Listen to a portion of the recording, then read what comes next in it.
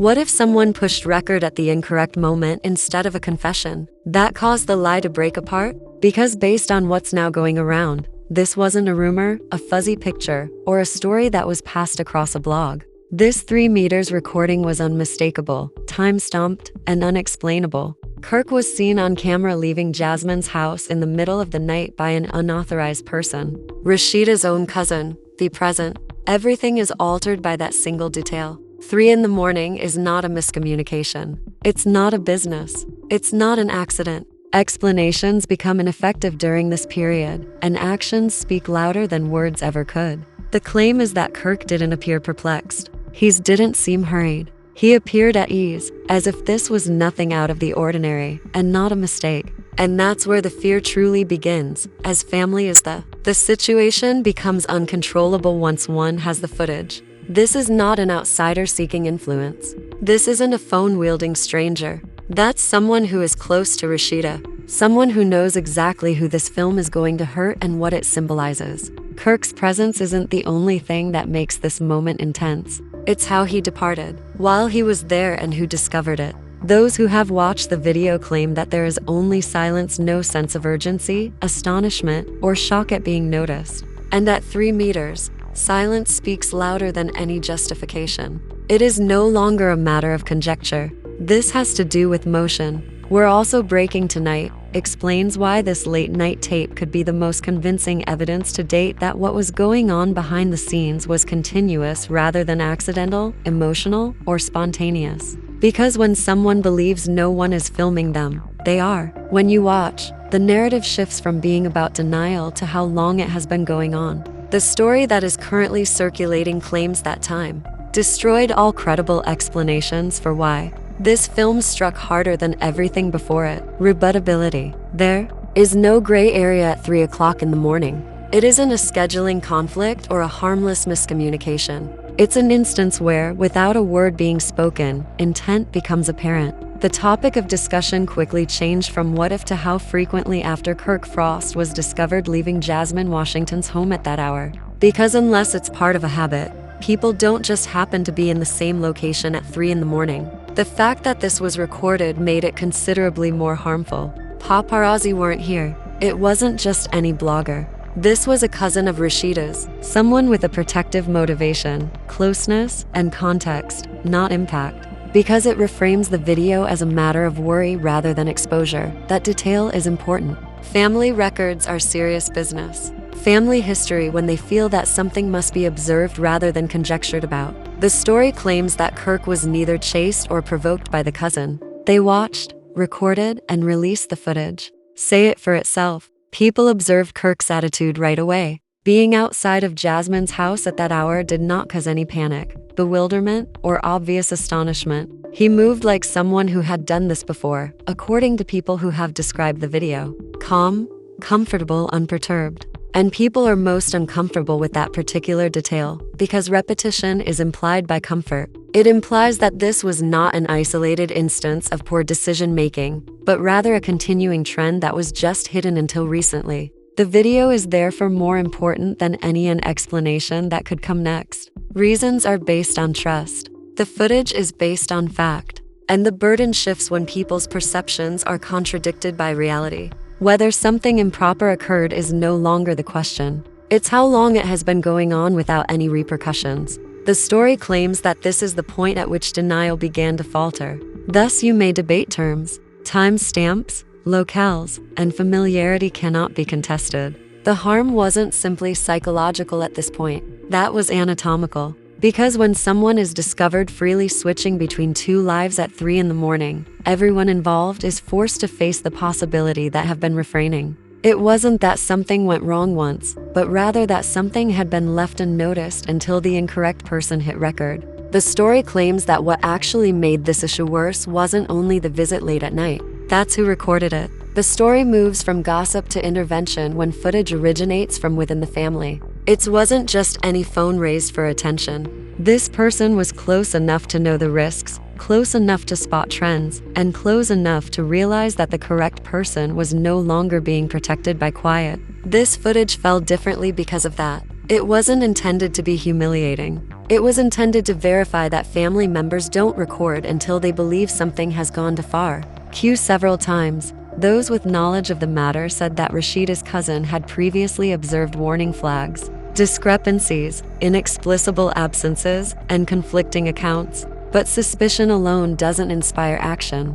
Verification does. And witnessing Kirk leave Jasmine's home at 3 in the morning, offered just like that. It dispelled doubt. It converted worry into proof.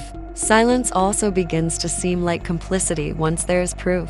The ordinariness of this footage also contributes to its intensity. There's just a peaceful departure in the middle of the night. No conflict, no rushing, no mayhem. The story claims that such serenity is what makes it unnerving. It alludes to familiarity and comfort. Additionally, repetition is implied when behavior appears routine. More harm is done by that assumption alone than by any argument ever could, since it makes people wonder how long this has been going on instead of what happened. Reactions allegedly became more intense after the video appeared because of this. It was the shock of being seen by the wrong people, not the shock of being seen. Folks, narratives are not negotiated by family. Families react protectively and emotionally. And the problem ends whenever family members get involved, being controllable by providing explanations. The story claims that because the story was now not simply public, pressure increased behind the scenes. It was private. In this moment, it was not necessary to examine the video frame by frame.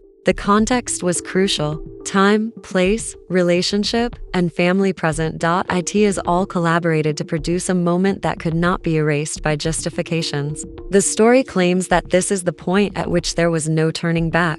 Since after family documents behavior at 3 in the morning, it is no longer a matter of whether the truth will be revealed. It's who will have to deal with it first. This was the point at which explanations failed, according to the story that is currently being told. Not because no one made an effort, but rather because context spoke before anyone else could. There is no three-way exit in a vacuum. It simultaneously bears implications, history, and presumptions. At that hour, Kirk Frost was spotted leaving Jasmine Washington's house. The conventional defenses, miscommunication, timing, and coincidence all crumbled under their own weight. The behavior on TV no longer matched the narrative that viewers were encouraged to believe. What escalated the footage's lack of urgency had an impact. Those who watched it reported that there was no attempt to hide, no shocked reaction, and no scramble. That serenity hinted at familiarity. Repetition conveys familiarity. Everything is reframed by repetition. A single event becomes a pattern, and a pattern becomes history. The topic of discussion changes if a history is implied, both in terms of duration and intent. How long had this continued without any repercussions? At this point, the recording transcended its use as evidence of presence. It became evidence of solace. Comfort at 3 in the morning doesn't happen overnight. It's completed. It calls for previous access, previous consent, and prior assurance that no one would be observing. The story that confidence was the true telltale implied that this was a routine assumed rather than an impulsive risk. To be secure, and routines are only established once boundaries have been violated and accepted. The ramifications were more severe because Rasheeda's family was involved.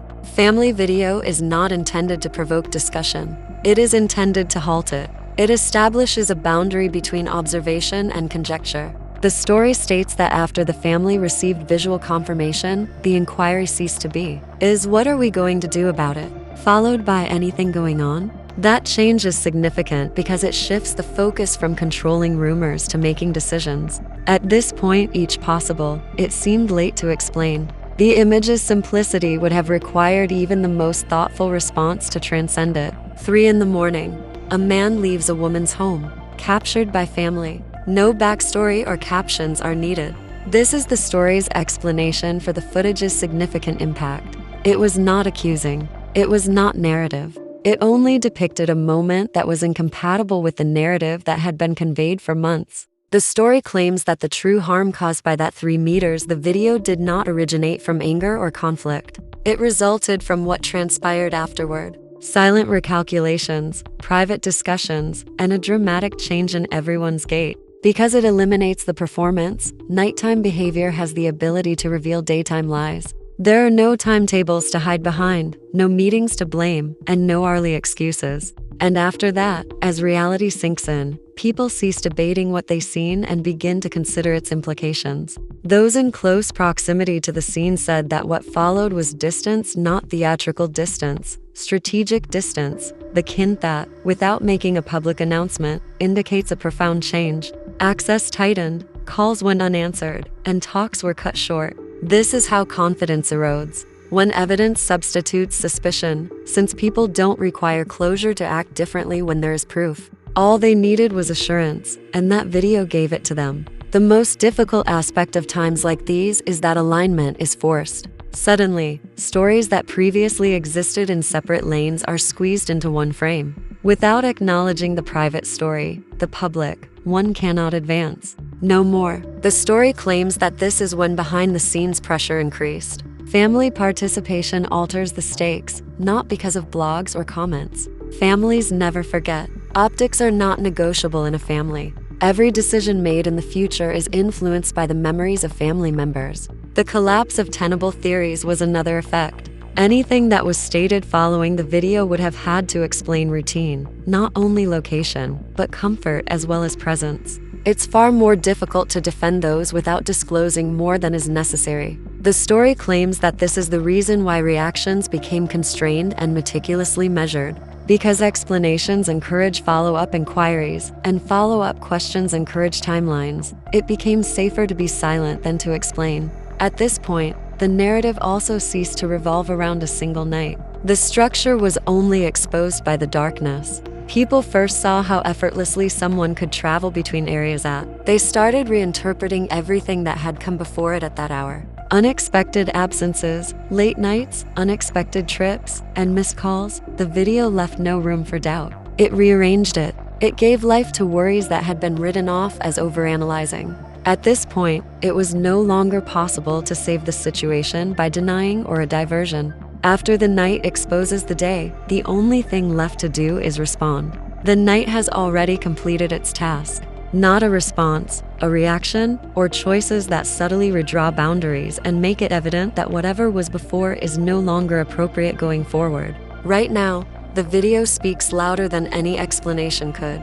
Because when someone is observed leaving a home around 3 in the morning, the narrative shifts from being about rumors to being about fact when it is captured by family. Captions are not required. There's no need for interpretation. The questions individuals were hesitant to ask aloud were already addressed by the location, the time, and the comfort captured in that moment. The fact that strangers didn't reveal this scenario makes it more severe. Someone close enough to worry about the consequences revealed it. Everything is altered by that detail.